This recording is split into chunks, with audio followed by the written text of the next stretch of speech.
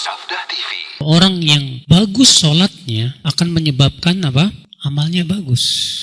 Dan orang yang rusak sholatnya akan menyebabkan apa? Amalnya rusak. Sahih. Antum lihat orang yang sholatnya rusak, cepat banget, nggak ada tumak ninahnya. Sholatnya dia tidak pedulikan. Kita lihat amalnya yang lain pun rusak, saudaraku sekalian. Tidak dijaga oleh dia. Kalau sholat saja dia tidak jaga dengan sungguh-sungguh, kekhusyuannya, tumak ninahnya, rukunnya, wajibnya, sunnahnya, ke amal yang lain pun juga dia tidak akan bisa apa? Menjaganya dengan baik. Makanya Umar bin Abdul Aziz kalau ingin mengangkat seseorang sebagai gubernurnya atau pejabat gitu Pak, yang pertama kali Umar lihat itu sholatnya Pak.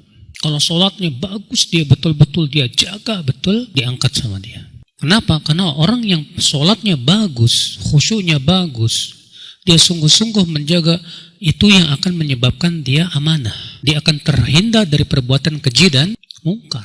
Makanya antum lihat ya, pejabat-pejabat yang korupsi, lihat sholatnya deh sama antum. Biasanya sholatnya itu seenaknya aja Pak, walaupun dia sholat gitu ya, nggak dipelihara kekhusyuannya, nggak dipelihara tumak ninahnya, sering mengakhirkan waktu dan yang lainnya. Antum lihat orang yang kerjaan di kantornya itu males-malesan Pak, suka korupsi waktu, korupsi barang-barang dan yang lainnya. Lihat oleh antum sholatnya, pasti sholatnya gak becus, gak benar.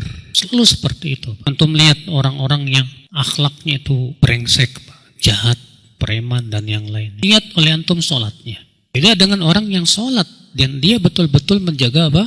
Sholat. Karena Allah sendiri sudah menjamin dalam Al-Quran, innal insana khuliqa halu'a idza massahu syarru jazua wa idza massahul khairu manu'a illal musallin alladzina hum ala salatihim daimun. Sungguhnya manusia itu diciptakan dalam keadaan halu', berkeluh kesah. Kalau ditimpa kesusahan gak sabaran, kalau ditimpa kesenangan pelit, kata Allah. Kecuali siapa? Kecuali orang yang sholat. Siapa yang sholat yang kayak gimana?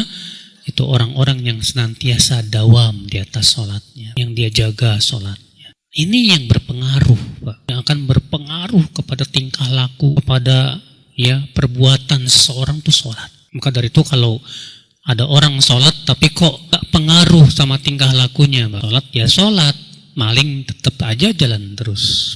Sholat ya sholat, yang menyakiti hati orang jalan aja terus. Ini berarti yang harus diperiksa Pak, sholatnya. Berarti sholatnya bermasalah itu Pak. Kenapa kok sholatnya bisa tidak mencegah dia dari perbuatan keji dan mungkar?